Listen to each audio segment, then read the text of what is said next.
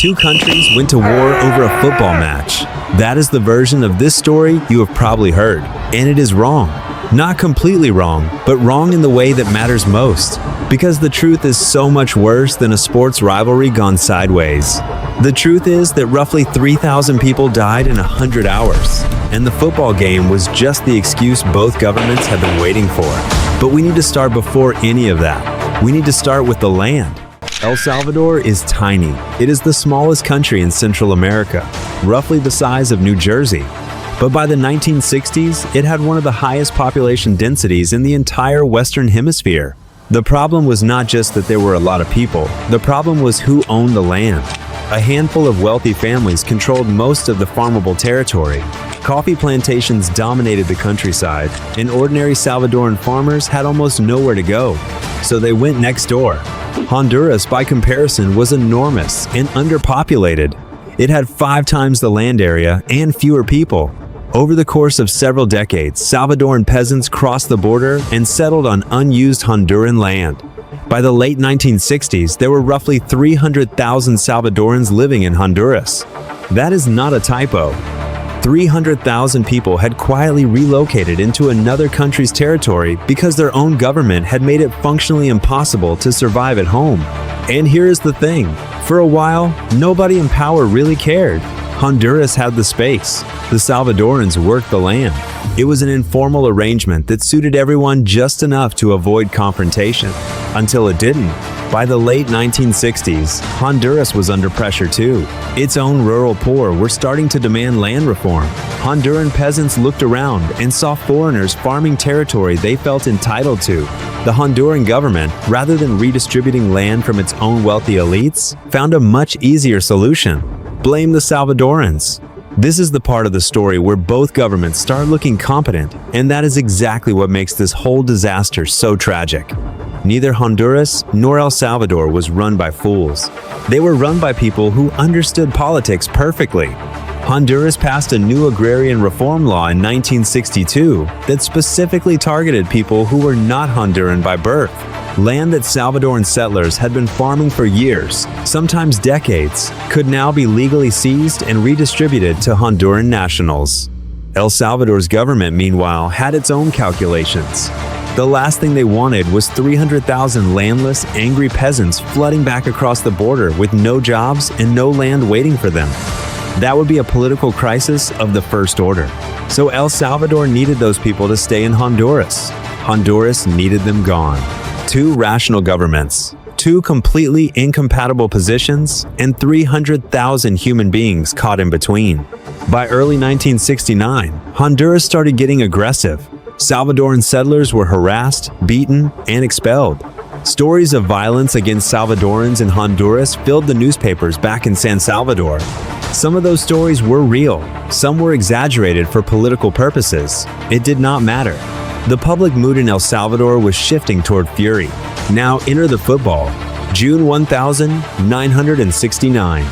Honduras and El Salvador are drawn against each other in the qualifying rounds for the 1970 World Cup in Mexico. This is a best-of-3 series. The first match is in Tegucigalpa, Honduras. The night before the game, Honduran fans surround the Salvadoran team's hotel. They set off firecrackers, honked car horns, threw rocks at windows. The Salvadoran players got almost no sleep. Honduras won 1-0. The second match was in San Salvador. Salvadoran fans returned the favor and then some. The Honduran team's bus needed armed escort. El Salvador won 3-0. After the match, violence broke out against Honduran residents in San Salvador.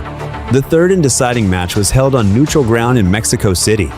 El Salvador won 3-2 in overtime, but by this point, nobody was really talking about football anymore. Here's what was actually happening behind the scenes while fans were throwing bottles and burning flags.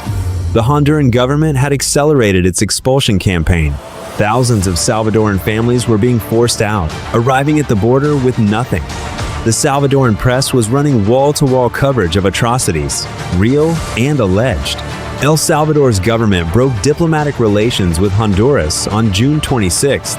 And then, on the 14th of July, 1969, the Salvadoran Air Force bombed targets inside Honduras. Let that sit for a second. A country launched a military invasion of its neighbor. The official justification was the protection of Salvadoran nationals being persecuted abroad. The real motivation was that El Salvador's ruling class had done the math and decided that a short war was less dangerous than absorbing 300,000 displaced, desperate people with legitimate grievances about land inequality. The Salvadoran military pushed into Honduras and made quick initial gains. Honduras scrambled its own small air force. Both countries had propeller-driven fighters from the Second World War era, and there were actual dogfights between converted passenger planes and antique Corsairs. The Organization of American States called for a ceasefire almost immediately. The fighting lasted about 100 hours total, 4 days. But in those 4 days, roughly 2,000 Honduran civilians and 1,000 Salvadoran soldiers and civilians were killed. Entire villages along the border were destroyed. Over 100,000 people were displaced. GPM. And here's the gut punch. After the war ended, after the ceasefire, after the diplomats shook hands, Honduras expelled virtually all remaining Salvadorans from its territory.